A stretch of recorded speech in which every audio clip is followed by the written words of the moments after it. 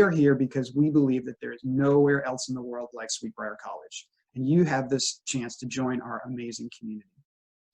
So here on the admissions team, we know that this has been a really challenging year for everyone, really like nothing anybody ever expected. And yet, here you are, right? You're excited, you're looking forward with hope and confidence to the future, and so are we. Sweet Briar is a college for the present moment and for the future. Our beautiful, safe, sustainable campus is built for times of challenge, and our curriculum and our co-curricular opportunities are designed to forge future leaders who are up to the challenge of creating a better world. We partner with our students to invest in our students and help them become their very best selves. And we can't wait to partner with you to help you achieve your dreams and goals. So welcome today. We're so excited to be able to share with you the many different aspects of campus that you're going to get to see, some connections with staff and students and faculty. And we're just glad that you've chosen to spend the day with us, and we hope you have an amazing time with us here today. So to kick off today's program, it's my great pleasure to introduce you to our president, who is eager to greet you. So let me just share a little bit of her background with you. Dr. Meredith Wu was inaugurated as president of Sweet Briar College in fall of 2017. Prior to joining Sweet Briar, she was the Buckner W. Clay Dean of the College and Graduate School of Arts and Sciences at the University of Virginia. She also directed the International Higher Education Program for the Open Society Foundations from its offices in London and Budapest, supporting university-level education for refugee populations. As an expert on international political economy and East Asian politics, President Wu has written and edited 7 books and was the executive producer of an award-winning documentary film about Joseph Stalin's ethnic cleansing of Koreans living in Far Eastern Russia during the Great Terror. The film won the Best Documentary Award from the National Film Board of Canada. A native of Seoul, who was educated in Seoul and Tokyo, President Wu came to the United States to study at Bowdoin College in Maine. She completed her master's degree in International Affairs and Latin American Studies and a doctoral degree in political science at Columbia University. President Wu is Sweet Briar College's guiding star, inspiring, encouraging, coaching, and visioning the future for the college as a premier provider of innovative education for women leaders. It's my great pleasure to introduce Sweet Briar College's president and champion, Dr. Meredith Wu. Thank you, Aaron. I'm so glad to be here with you. And you know, for the last 6 weeks or so, I was trying to figure out what are the silver linings in this very dark clouds that we've been dealing with. And I think right now, I am seeing the silver linings here, to see all of you all over the world joining us together to share some thoughts, most importantly about your future. And so I am so pleased, tickled pink, and this was no pun, to be here with you. As Aaron said, I came to this country as a foreign student, and I always thought that after 4 years in a liberal arts college in Maine, just like where Aaron is coming from, that I would go back to the country I came from. But you know, the 8th wonder of the world is something called the American educational system. I liked it so well, I kept going to school. I went to Columbia University, got my PhD, and then I stayed on to teach at Columbia, Northwestern University, University of Michigan, and then before I came to Sweet Briar at University of Virginia as dean. When I first got to Virginia, somebody said, you gotta go see Sweet Briar. So I said, why should I go see Sweet Briar? I mean, I heard of Sweet Briar, knew of it by reputation, but I had never been there since, well, actually, before I came to Virginia to be at UVA, I'd never been to Virginia, period. But I took my friend's advice and I visited. And you know, the reason I told you why all these places I've been in American university landscape is to let you know that there aren't a whole lot of campuses that I don't know about, that I haven't visited. But scales fell from my eyes when I came and visited Sweet Briar campus. And I'm talking to you about it because it is very important because of the concerns that we all have at this moment. The reason why university campuses are called campuses is because campus is a Latin word meaning field. Anglo-American tradition is very interesting in having college campuses being bucolic, rural, wide, beautiful, healthful. And I think Sweet Briar is probably exhibit one in terms of a campus, the field, rural, that's beautiful and healthful.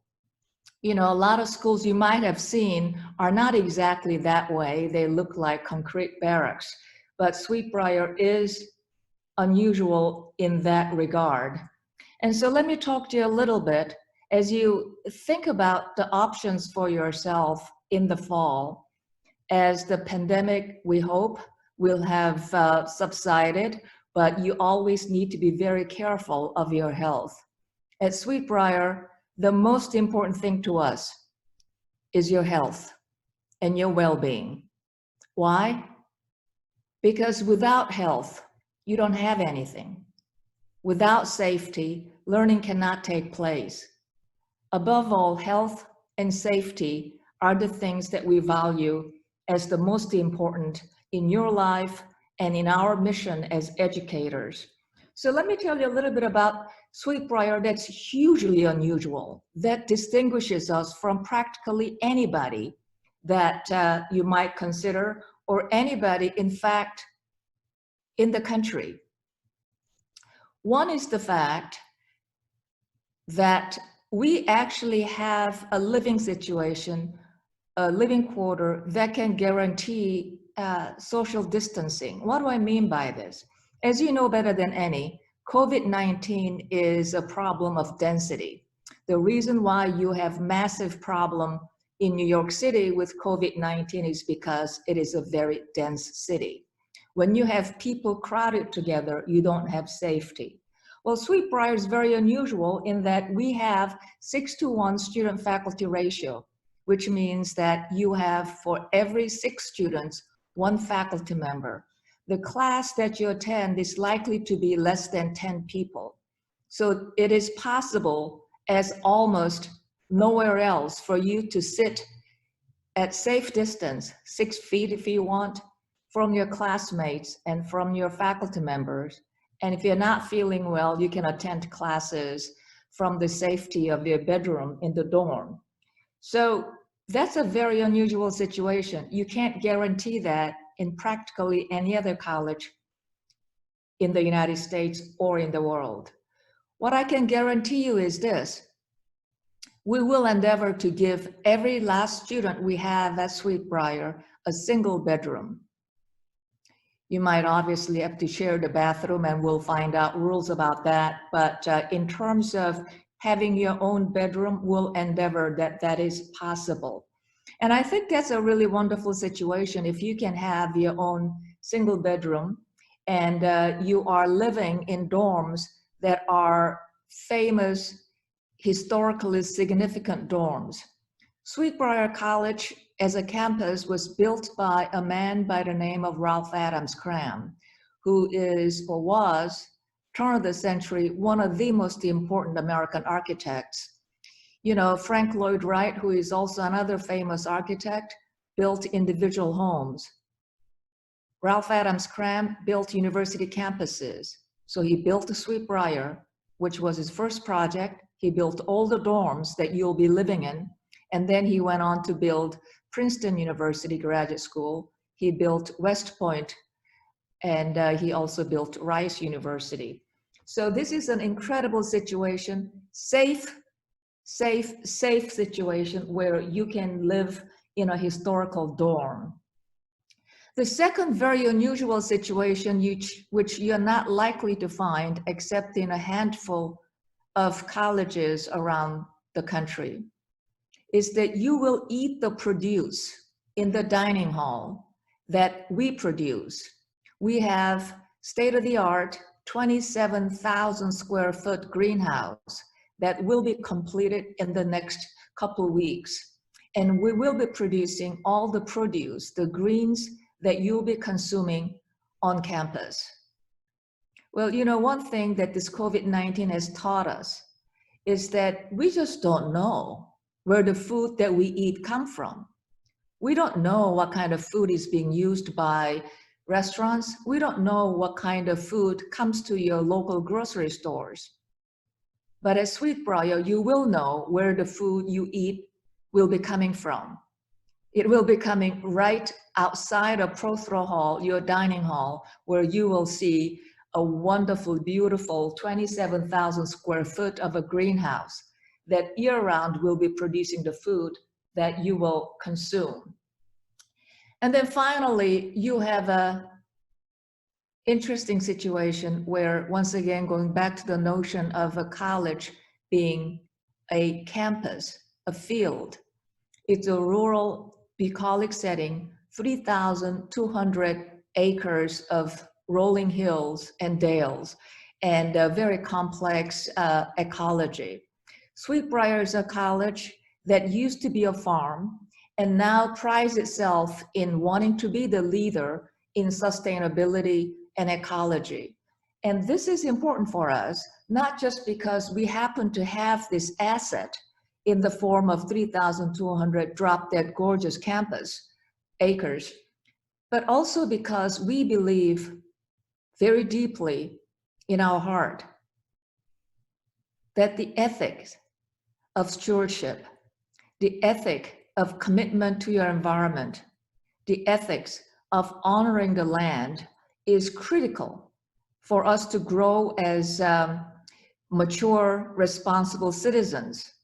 And that for the rest of your lives, for the students who will be entering Sweet Briar, for the rest of your lives, you will be struggling, as you are now, dealing with pandemic. You will be struggling with the big question of how we make our environment sustainable, and how we deal with the world, which might be dealing with issues like pandemics going forward. You know, you will be dealing with truly fundamental questions, which are not simply intellectual questions, but also questions that you have to live through practice for the rest of your lives. And we believe that we can give you that commitment, that knowledge, that education at Sweet Briar of honoring the land, honoring your built and natural environment. And so in that sense, we hope very much, as you struggle with the question of safety and health, that you're dealing with a situation really very unique at Sweet Briar. It may very well be. Sweet Briar is one of the safest places you can be, including perhaps the safety of your own homes, your own apartments. And so that's kind of what I wanted to tell you, which you might not be getting, you might not have thought about before COVID-19, but this is something very close to our heart, making sure that you're safe. And so for those of you who have visited us, none of what I'm saying would sound unusual, but for those of you who haven't, I would want you to kind of think about it. And then finally, let me say, well, you know, there are a few things that Sweet Briar offers, which is truly unusual also, other than the landscape and safety. And that obviously is the fact that we provide really serious education in what it means to be leaders, women leaders, and what it means to become a kind of woman. By leader, what we mean is kind of women who are really important citizens, women who know how to roll up their sleeves and get things done, women who know how to make decisions based on evidence, women who know how to solve problems, women who know how to work as a team, how to encourage other people, and then how to give credit to people instead of just to try to hoard credits, women who make the world go forward. And so we're very proud of the curriculum we have, the core curriculum that focuses on that aspect. The other thing that is really unusual, and I think it's important that you know about this, even if your interest is not in the sciences. You probably know that we're the only one of the two women's colleges with a fully accredited engineering program. And you might think, well, that's all fine and dandy, but I'm not interested in engineering. there are about 15% of our students that major in engineering. But I'm now talking to some of you who may not fall in that category of 15%. You know, a lot of times people think that engineering is about having good math skills, that if you don't have 800 SAT math, you're not cut out to be engineers. But in my mind, engineer is a person who's imaginative, who make things, who get things done, and who's clever, who thinks about options. Engineer is a person, when she sees a problem, an obstacle, she thinks about how to get around the obstacles and how to do end runs, how to make it happen. You know what Sweet Briar is really good at? Is taking women who never thought in their wildest dream that they could be engineers. And by working closely with them in small classrooms, it may be 5 students per faculty, we get them to become somebody they never thought they would be. And when they graduate, they are as good an engineer as any engineering school would have produced, like Virginia Tech or even MIT. Why am I saying that? We have this year 2 graduates that are going to NASA, to Jet Propulsion Institute in Los Alamos. And what do? They're gonna join the Mars team. They're gonna be engineers working on how to get us to Mars. And these are Sweet Briar grads. They came not knowing, not thinking that they could be engineers. So I'm telling you this because at Sweet Briar, we believe that nothing is impossible.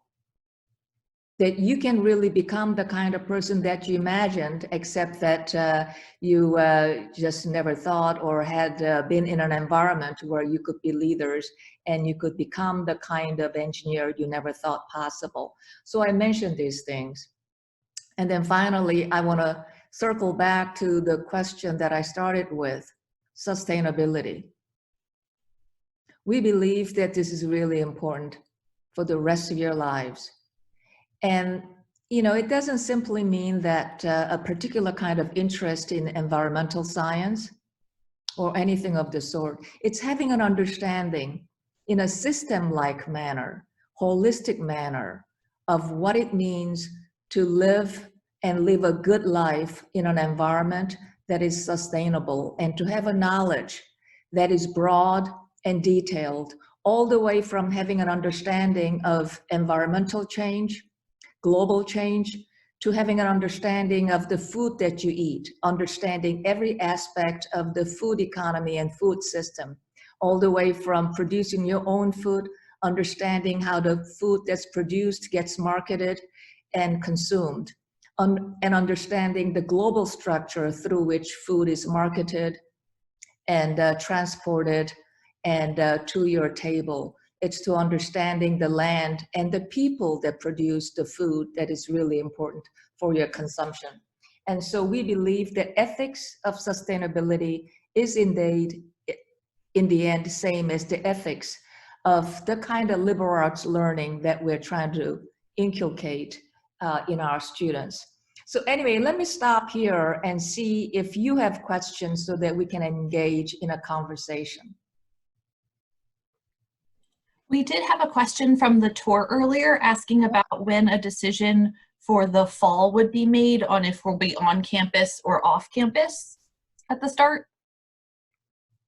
Like most colleges in the nation, we are waiting for the right moment when it will be responsible to let you know. You know, we're dealing with a lot of moving pictures, moving pieces, and we think we can probably make a educated decision that above all puts your health at the center of it.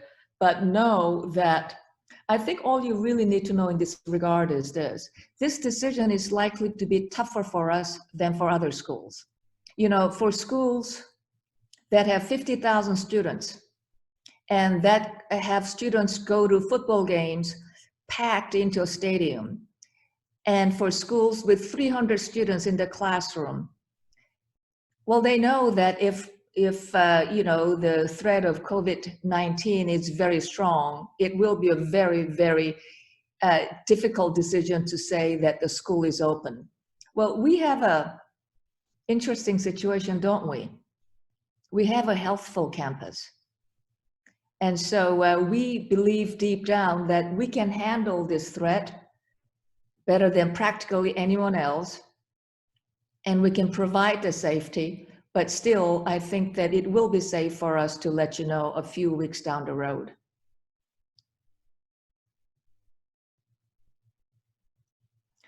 So I know there are a lot of questions that are coming in through the chat. Do you want to? I haven't had very many right now. If you want to drop a question in the chat, you're welcome to do that, or you can unmute yourself and ask President Wu directly. Or if we've answered all the questions, that means we've done our job really well. So we can. Sure, there are questions. I have a question. Yeah, from parents, maybe. Yes. I have a question. And again, there's so much uncertainty right now. We just can't say a week and a month or whatever is going to happen. But would it make sense, and again, if this pandemic continues, to maybe have our daughter start in January versus September? Or would that be defeating the purpose? I mean, I guess I'm trying to come up with a safer, and I know your university is safe, because so far everything I've seen and heard, I absolutely love it, and I congratulate your staff and everyone for doing what they do. But I'm wondering if it would be, for the lack of a better term, safer or better if we postponed it for our door for January. What's your opinion on that?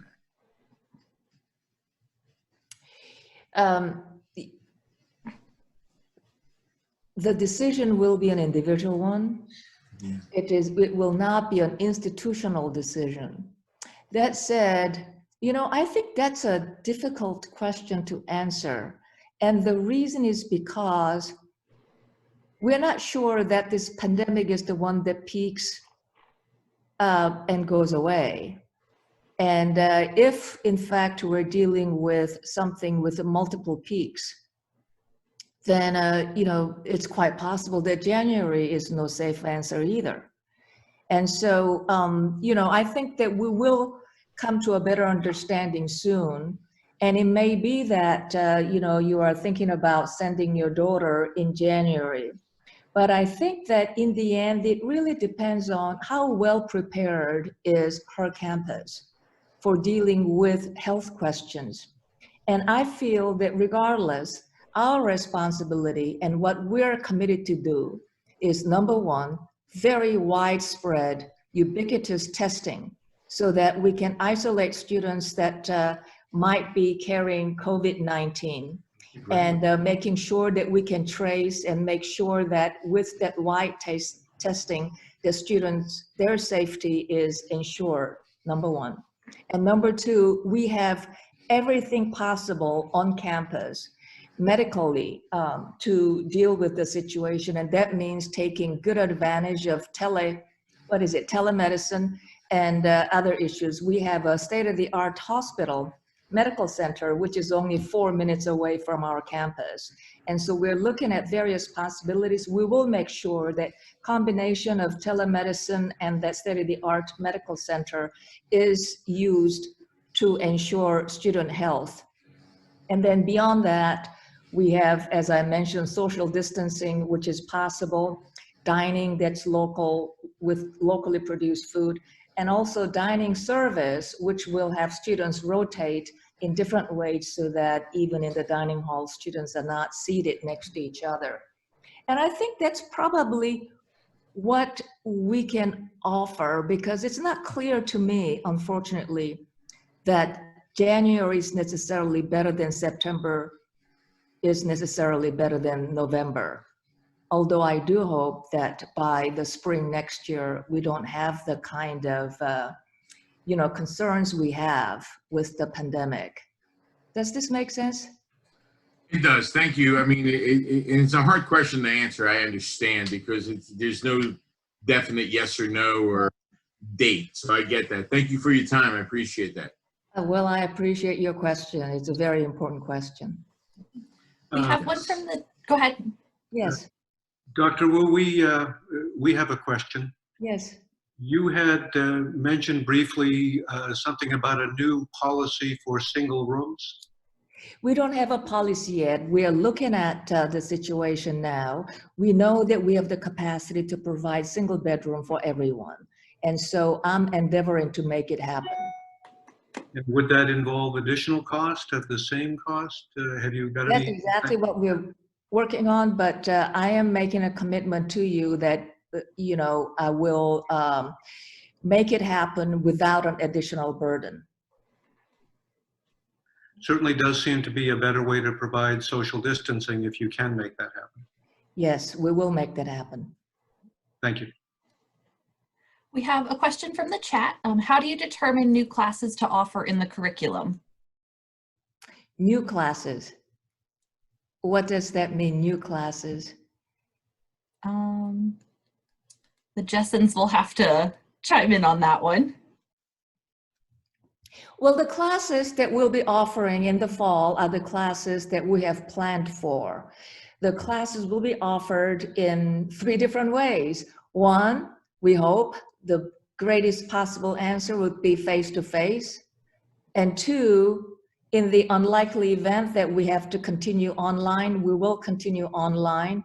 And 3, it could be a mix of the 2, where we do have face-to-face. And like I said, we can do social distancing in the classroom. And also for those students who can't join, they can join online. But I'll tell you something about online at Sweet Briar that will be very different than online as you understand online. You know, for those of you old enough, and, you know, I go back to the time when online suddenly became massive rage. And I think I can say, oh, about, 12 years ago. And I remember it very clearly because I was an early proponent. And, this was when I was at University of Virginia, and we got them all involved in online education through a company like Coursera. But the kind of online education at Sweet Briar is utterly different than the online that we may know about. You know, online, in the minds of many, is a kind of automated, asynchronous, pre-taped class where, you can have that single session go to unlimited number of students.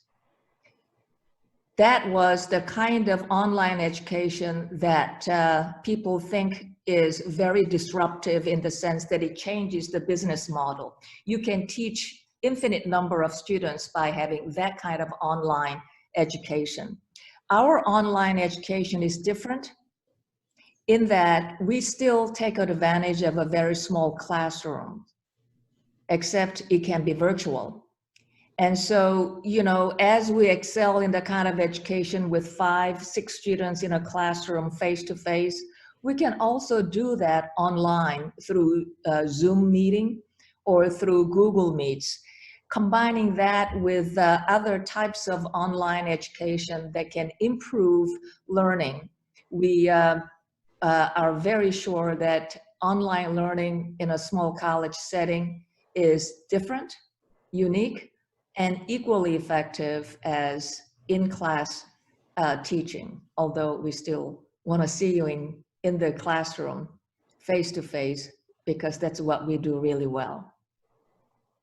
Great. I got a clarification from the question, or the original question. If a professor wants to teach something new, whether that's, a specialized topic or something like that, how does that get added into the curriculum? Well, the faculty just have to say that's what they want to do, and then we let them do it. Okay. If what they want to teach are obviously of high quality. For example, we added a blacksmithing class this year, so that was a great, interesting new addition.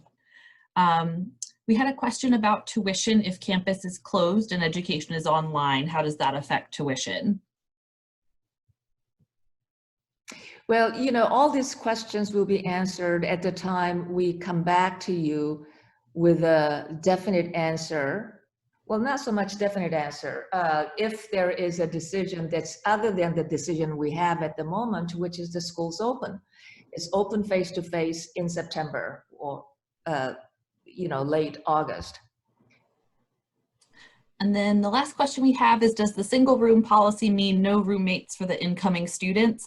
We do have a student life panel where our Dean of Students, Marcia Tom Cayley, will be on, so that might be better geared towards her, but I will let President Wu answer that if she'd like to. Well, I mean, we have suites and, and that's for a number of students. But if you're talking about bedroom, right? We will, we feel that it is our responsibility to make sure that social distancing in the form of a single bedroom happens. And we've got another question on transfer students. How are they integrated into the Sweet Briar community? Are they integrated really well, or are they more separated? Who's integrated? Transfer students.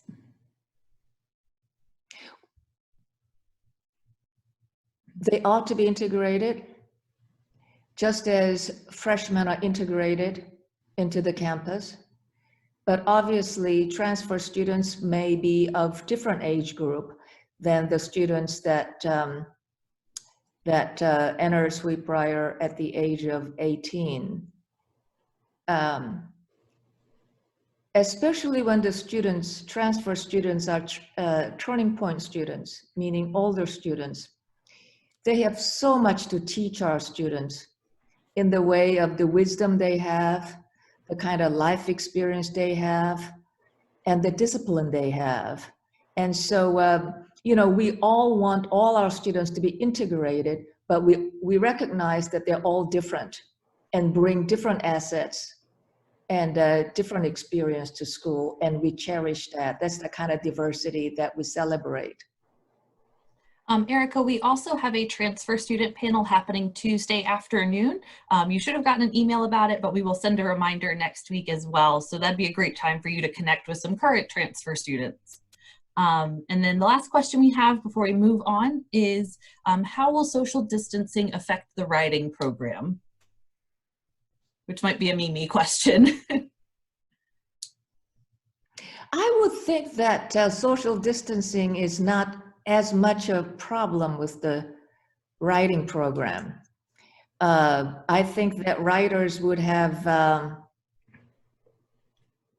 easier time with social distancing. Our writing center, which, by the way, I'm happy to tell you, our stables are being renovated beautifully. And so by the time fall comes, the horses will be in kind of 4-star hotel for horses, really, in so many ways. And so, it'll be healthful, very clean, spacious environment. And I think that our writers will really have a wonderful time to be out there in the field. And as you know, our writing center is not at the center of the campus. It's fairly removed. And, I think it will be as wonderful an experience as before the COVID-19 days. Great. Thank you so much, President Wu, for spending part of your Saturday with us.